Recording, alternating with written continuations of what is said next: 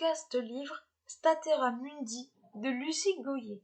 Présentation du roman. Le titre en VO est Statera Mundi. Il a été publié en France en 2021 aux éditions Royal. Il fait 350 pages.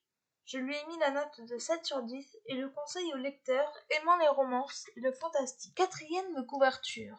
Depuis qu'elle s'est installée à Paris pour ses études, Amy se sent plus seule que jamais.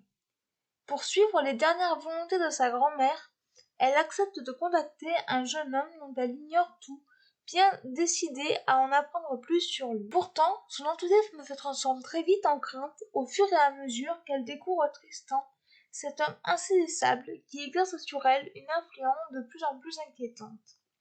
Entre hallucinations et phénomènes paranormaux, Amy ne parvient plus à démêler le vrai du faux. C'est sans compter son Sirian, ce mystérieux inconnu qui veille sur elle, mais qui semble lui cacher de lourds secrets.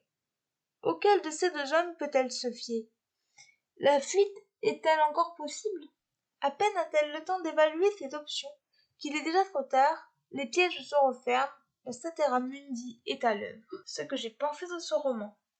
Avant de commencer, je tiens à remercier les éditions Royal pour l'envoi de ce service presse. Le résumé étant long, je n'en parlerai pas plus. Les personnages sont assez clichés. Emmeline, Amy pour les intimes, est une jeune étudiante qui vit à Paris. Elle a été élevée par sa mère et sa grand-mère. Cette dernière est appelée affectueusement vieille maman.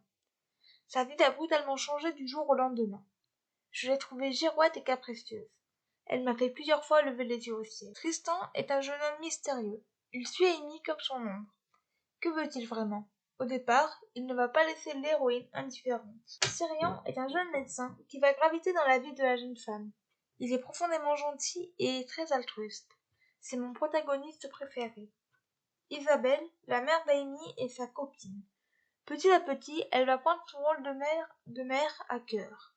Cela va lui attirer de nombreux ennuis. Les personnages plus secondaires sont intéressants et permettent de faire avancer l'intrigue. L'intrigue est correcte et intéressante. J'ai bien apprécié les éléments fantastiques et surnaturels. L'univers est bien travaillé, on a envie d'y retourner. L'écriture de Lucie Goyer est simple, efficace. Le texte est bien écrit. La fin clôt correctement le récit. Par contre, il y a des longueurs qui m'ont un peu dérangé. Merci encore aux éditions Royal pour leur confiance. Extrait du livre. Le même visage lumineux, doux et rassurant. Il est d'une perfection à peine croyable. Ses cheveux sont un rayon de soleil qui illumine sa peau dorée, mate et lisse, tandis que son sourire me transperce à des kilomètres de cet hôpital. S'il est vraiment médecin, sa seule présence doit soigner beaucoup de maux. Les points forts de ce roman, l'univers, l'écriture, l'intrigue et la fin.